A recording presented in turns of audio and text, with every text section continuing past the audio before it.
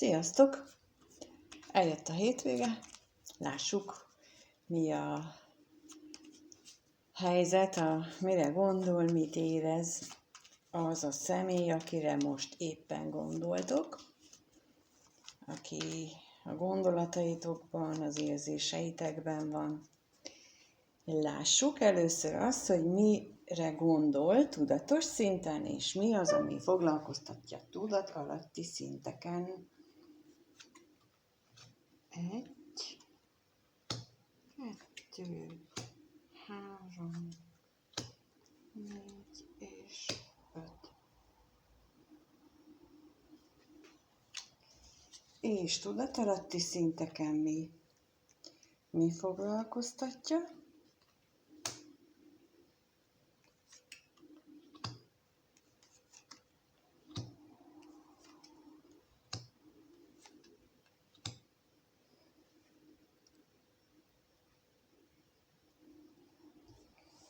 Férfi személyjelölőt raktam ki, de ez lehet nő is, attól függően, hogy ti kit szeretnétek ott látni. Jó, tehát akkor tudatos szinten kijött a szerencsétlenség, a szerencse, a bosszúság, az állandóság és a tolvaj. Ez nekem most azt mondja így elsőre, hogy elég szerencsétlennek érzi a helyzetét, a pillanatnyi helyzetét, és rengeteg bosszúság állandósult az életében, valami eltűnt, megfosztották valamitől, leginkább a szerencséjét érzi úgy, hogy attól megfosztották, és körül járnak a gondolatai. Lássuk, mit jelent itt a szerencsétlenség. Miért érzi úgy, vagy miért gondolja azt, hogy ez vele szerencsétlenség történt? Gyermek, lelkész. Talán egy egészen új útra indult el lelkileg. És ezt ő úgy érzi, hogy ez szerencsétlen fordulatot hozott az életében. Ezekben a napokban, ez már eltart egy ideje, talán 1-2 éve, elég sokankkal fordul elő, hogy a lelki beállítódásunk változik, nem is kicsit. Sokunknál nagyon nagy változások álltak be, és elképzelhető, hogy nála is. És ezt úgy éli meg, hogy ez szerencsétlen változásokat hozhatott az életébe, és a szerencsét pedig nem találja. Tehát mintha azt úgy elvitték volna tőle. Mit jelent itt a szerencse? Mi az ő gondolataiban a szerencse?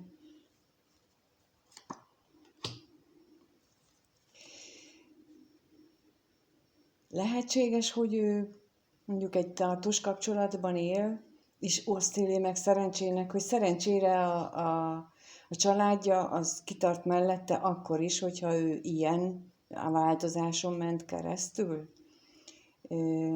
Elképzelhető, hogy ilyen gondolatai vannak. És mit jelent itt a bosszúság?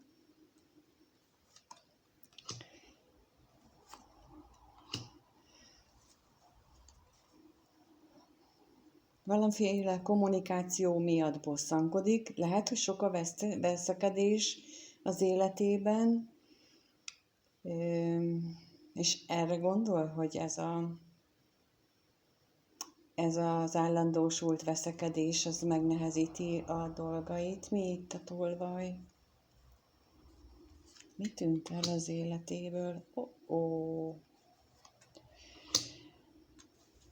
Egy nagyon nagy szerelem tűnt el az életéből.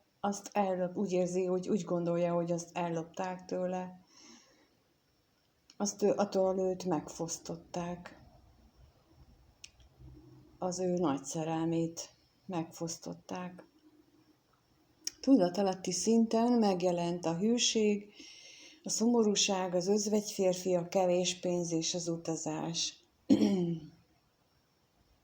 Ez egyértelműen azt jelzi, hogy ő tudat alatt bár hűséges, és mint a felső sorban, tehát a tudatos gondolataiban is megjelent, hogy örül, hogy ott van a családja körülötte, és ő hűséges is, de nagyon szomorú és nagyon-nagyon-nagyon magányos, és valami nagyon változtatni szeretne gondolataiban, a be nem vallott, a tudatalatti gondolataiban. Lássuk, mit jelent itt a szomorúság.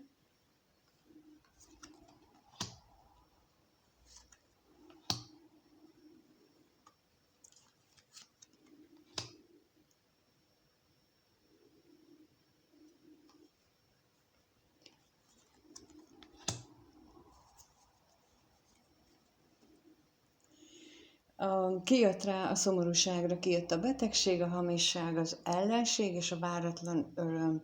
Én azt gondolnám ezekből a lapokból, hogy már-már depresszióba hajló szomorúság ül rajta, amiatt, hogy ő kénytelen hazudni elég sok mindenkinek. És az ő örömeit, az apró kis örömeit valaki, aki vele nem túl korrekt, nem túl egyenes hozzá, az mindig ellopja, elveszi, ez az ellenség, aki állandóan figyeli azt, hogy ő mit csinál, mit, hova és hogyan tesz. Lássuk, mi itt az özvegyember, mit jelent az özvegyember, katonatiszt, veszteség.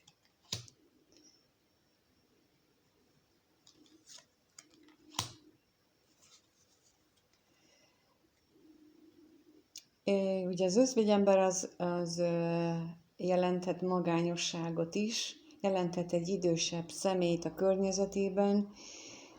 Én itt most arra gondolok inkább, hogy ő azt gondolja a tudat alatt, hogy ő nagyon magányosnak érzi magát, nagyon nagy veszteségként éli meg ezt lehet, hogy a munkáját, de az is lehet, hogy egy távolságtartást, egy eltávolodást él meg nagy veszteségként, és a vágyaiban valamilyen nagy változás állt be.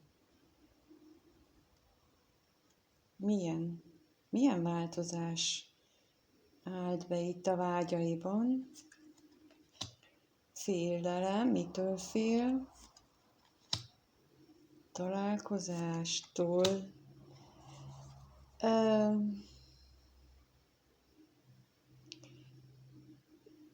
Félelem, találkozás, özvegyasszony, ő a párjával szeretne találkozni, de nagyon fél ettől a találkozástól. Igen. Ezek a tudatalatti gondolatok foglalkoztatják őt. Mit érez itt kevésnek? Akkor a reményt.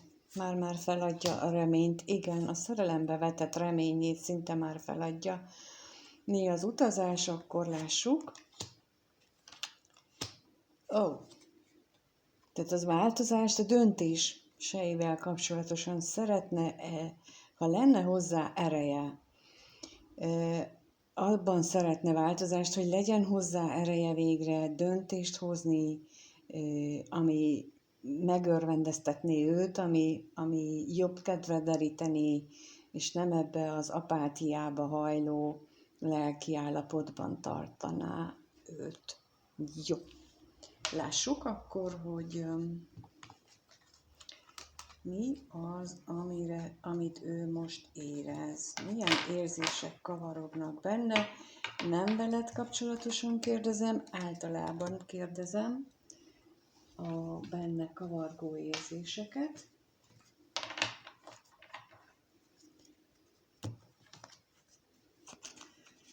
Benne kavargó érzéseket általánosságban.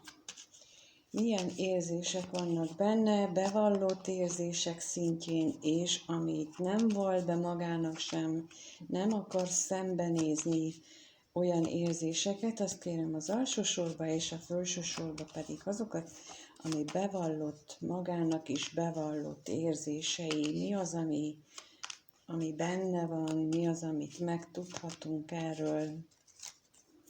Lássuk.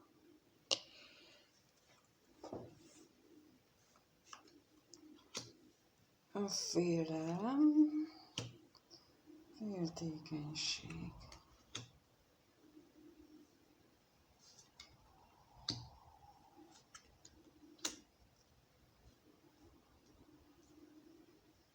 És amit nem val be magának.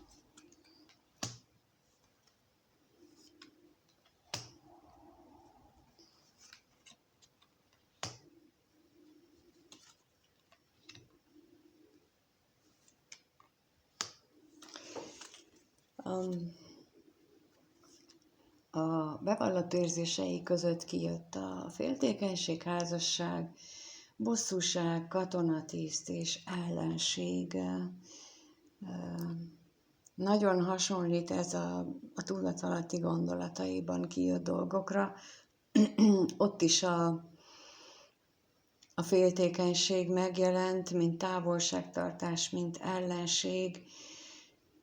A házasság és bosszúság a tudatos gondolatai között hasonló viszonyban jött ki, tehát inkább erre azt mondanám az ő érzései között, hogy ő bennem most nagyon nagy a félelem a tekintetben, hogy ez a tartós kapcsolat, amiben ő van, ha ilyen van, vagy a családjával, akivel van, ott vannak ezek a bosszúságok, ezek a viták, vagy a munkájában vannak a viták, és nagyon elege van már abból a valakiből a környezetében, aki állandóan figyeli azt, hogy ő mit csinál, mit, hogyan és mit nem tesz, mond, kérdez. Lássuk, mit jelent itt a félelem, mitől fél ő, mi az, amitől ő fél.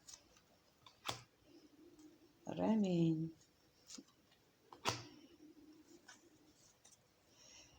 Attól fél, hogy ő beleragad ebbe, hogy csak állandóan reménykedik, és nem válnak valóra a reményei. Egy az egybe, ez az, amitől ő fél. Mit jelent itt a házasság? Mire vonatkozik itt a házasság? Lássuk.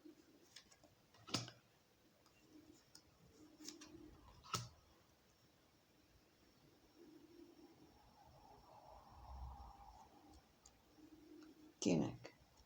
Kinek szeretne ő üzenni? Kinek szeretne üzenni? Ó.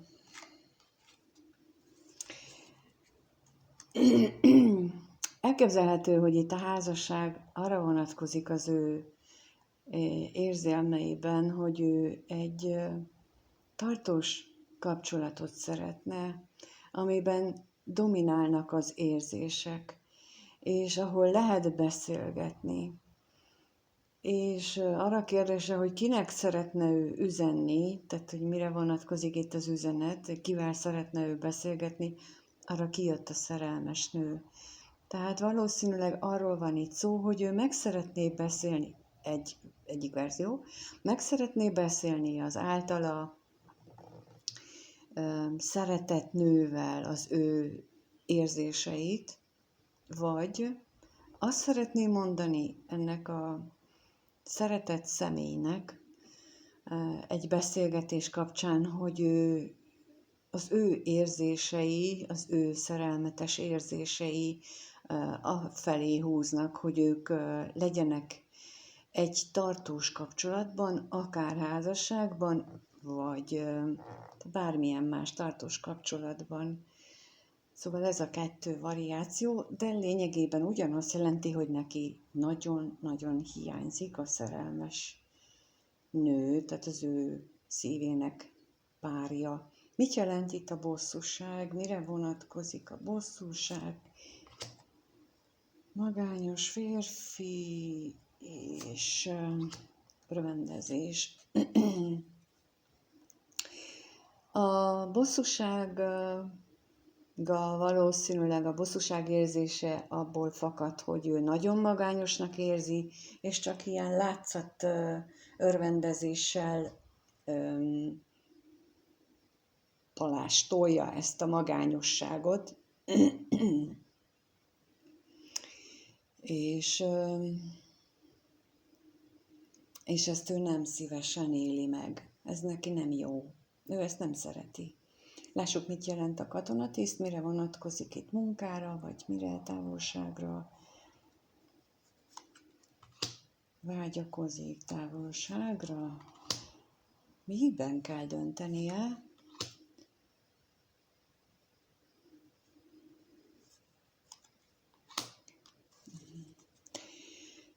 A vágyakozás, a bíró, ajándék és a betegség jött ki, tehát itt inkább a katonatiszt arra vonatkozik, hogy távolságban jelenleg, feltételezhetően a szeretett személlyel, és vágyakozik utána, ugyanakkor arra is vágyik, hogy meghozzon végre egy döntést valaki, ő vagy más, feltételezhetem, inkább én azt gondolom, hogy ő, hogy bemerje vállalni végre az ő ajándékát. Tehát, hogy a szeretett személy, tehát legyen benne már annyi erő, hogy meghozza azt a döntést, gyógyuljon fel végre abból a betegségből, hogy ő nem meri elfogadni az ajándékot, amit az élettől kapott. Mit lehet tudni itt az ellenségről? Lássuk.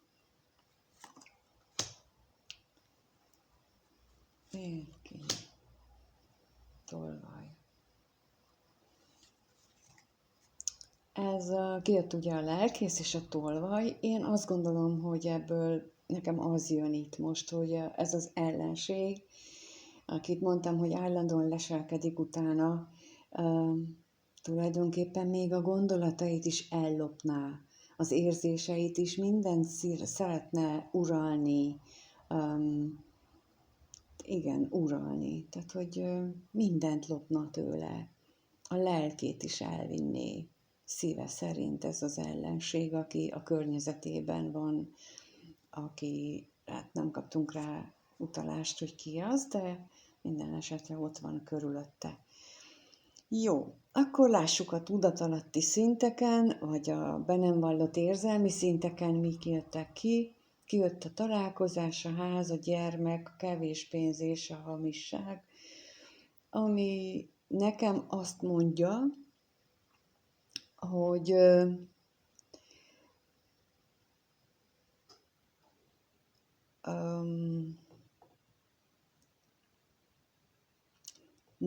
nagyon vágyna egy találkozásra egy házban. Ez egy teljesen megújult vagy új dolog, új érzés lenne a számára, amire kevés esélyt lát, és inkább ő áltatja magát, hogy ez nem igaz. Tehát, hogy ez csak ilyen, nem is ezt akarja tulajdonképpen, szóval egy ilyen típusú áltatásnak gondolja pillanatnyilag ezt az egészet. Jó, lássuk itt, hogy mire vonatkozik, vagy mit lehet tudni erről a látogatásról. Azt, hogy nagyon szeretné, nagyon gondolkodik rajta, igen, tehát hogy nagyon, ugye kijött a pénz és a gondolat, hogy nagyon gondolkodik ezen a látogatáson, ebben a házban, mi ez a ház, hol van, ki ez, mi ez, ahova neki utaznia kell, és nagy örömöt jelent számára, mert ugye kijött az utazás és a váratlan öröm. Igen, tehát ez is kapcsolódik ehhez a látogatáshoz, hogy tehát nem az otthonára vonatkozik ez a ház, hanem ahova ő látogatni szeretne, és ez ha megvalósulna, ez egy nagyon váratlan meglepetés, öröm lenne számára. Mit jelent itt a gyermek? A hűség és a levél.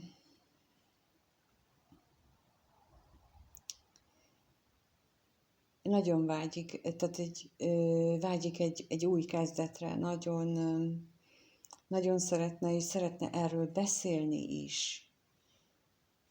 Kivel szeretne beszélni? Nem tudom, ezt nem mondja meg, de nagyon szerencsés lenne, ha összejönne ez a beszélgetés. Mi itt ez a hamisság? Veszteség, szomorúság, szerencsétlenség, halál.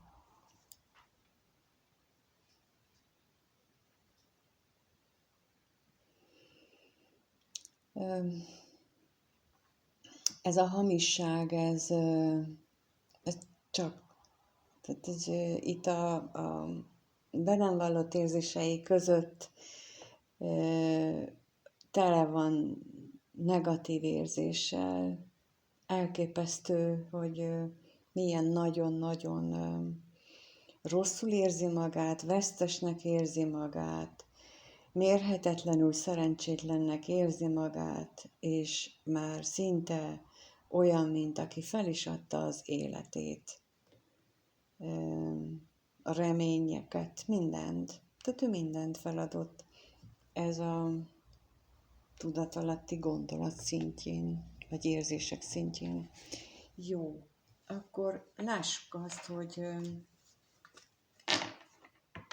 eddig ez az ő érzései voltak, nem veled kapcsolatban, hanem úgy általában véve.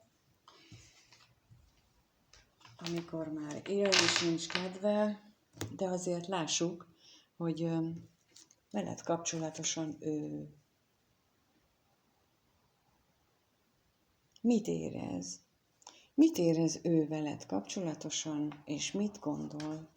Felső sorba rakjuk azt, hogy mi az, amit ő veled kapcsolatosan gondol, mire gondol, mit érez veled kapcsolatosan.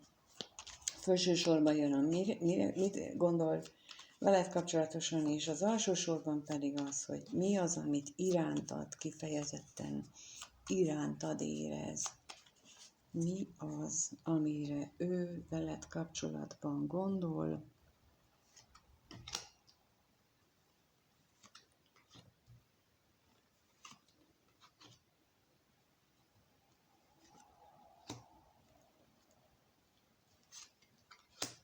és mi az, amit veled kapcsolatban érez.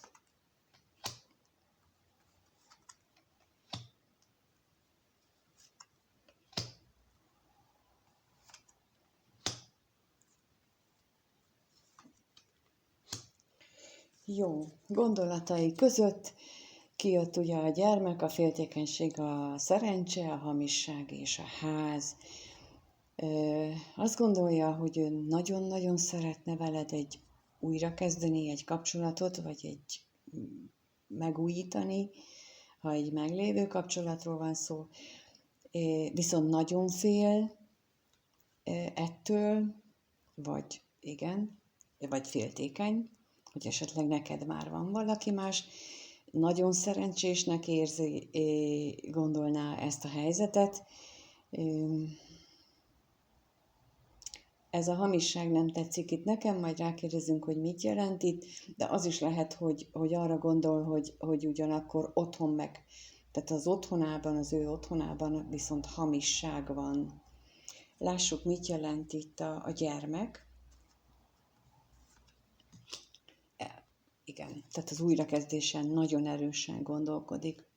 Mit jelent a féltékenység?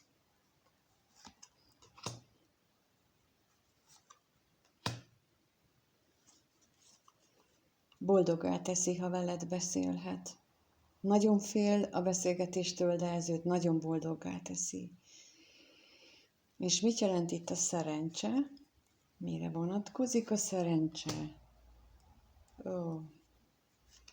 Kijött rá a szerelem, a bíró és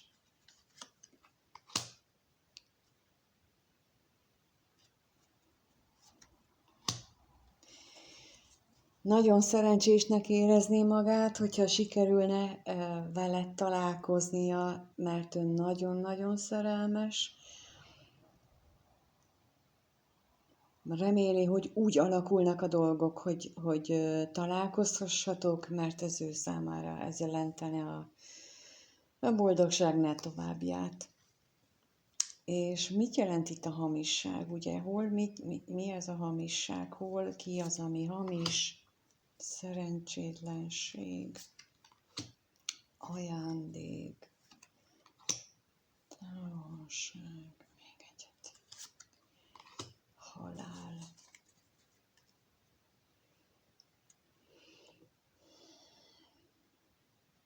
Kijött a szerencsétlenség, az ajándék, a katonatiszt és a halál a hamisságra, és én ebből azt gondolom, hogy nagyon szeretne változtatni azon, hogy azon a távolságtartáson, kapcsolódva az előzőhöz, hogy ő nagyon szeretne találkozni, nagyon-nagyon szeretne találkozni, még mindig itt tartunk, és abban reménykedik, hogy talán ez a hamisság is elmúlik ez a távolság csökkenésével. De most az is jött ebben, hogy ő azt mutatja, hogy ő neki jó ez a távolságtartás, de nem. Tehát ő már rájött, hogy nem jó. Tehát, hogy ez a változás, hogy ez a távolságtartás, a külön vonulás, ez számára nem jó, és ez a szerencsétlen helyzet, ez talán most már megszűnik, és vele együtt ez a mást mutatok, mint ami belül van dolog. Lássuk, mi van, mit van a ház. Utazás. Arra vágyik, hogy hozzád menjen. Ez nem az ő háza, hanem ez a te házad, épp úgy, mint ahogy az előbb kijött. Jó. Érzései feléd. Kijött az özvegyasszony, a levél, a szomorúság, a szeretetnő és a remény.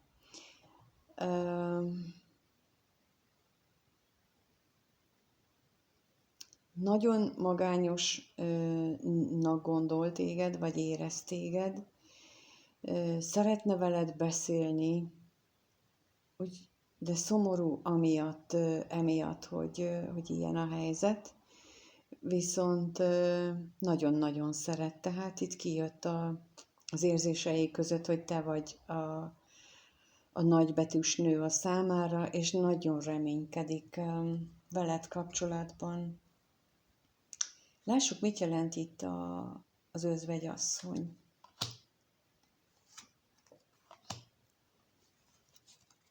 Azt gondolja, úgy érzi, hogy te lelki beteg vagy. Tehát annyira magányosnak érzed magad, hogy lelki beteg vagy. És milyen levél az, amire ő itt az érzéseiben gondol.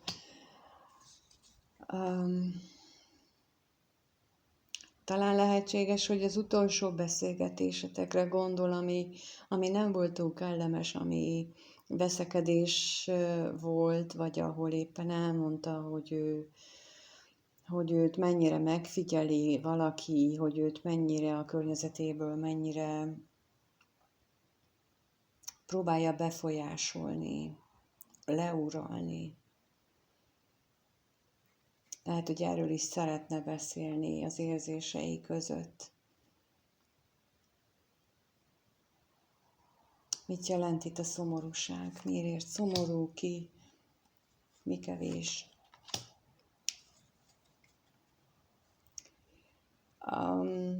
Azért szomorú, mert arra gondol, hogy ugye kijött a kevés pénz és a hűség, hogy lehet, hogy te már nem vagy hű hozzá. Lehet, hogy te már másfelé kacsingatsz, neked van új barátod, új kedvesed, új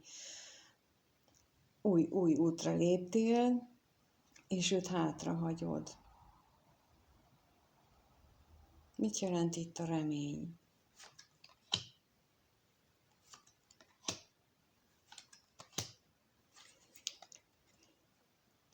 A reményre kijött a tolvaj, a váratlan öröm és az állandóság.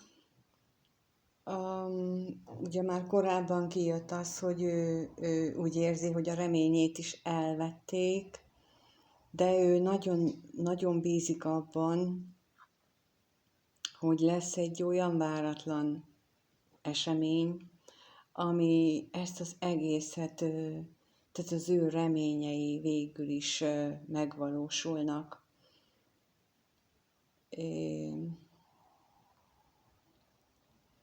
Igen. Én azt gondolom, hogy veled kapcsolatosan nagyon pozitív az ő gondolatai és érzelmei. Azt hiszem inkább, hogy magával szemben vannak alsóbbrendűségű érzései, amelyeket ki kellene küszöböljön. Erre reményt ad itt ez a halálkatonatiszt, tehát hogy változást, tehát már tudja a gondolataiban, hogy változtatnia kellene rajta. Remélem, hogy ez a pozitív változás az életetekben bekövetkezik, és előbb-utóbb azért meg lesz hozzá az ereje a tekintetben, hogy merjen a sarkára állni, és merjen a szíve szerint menni. Kívánom mindenkinek,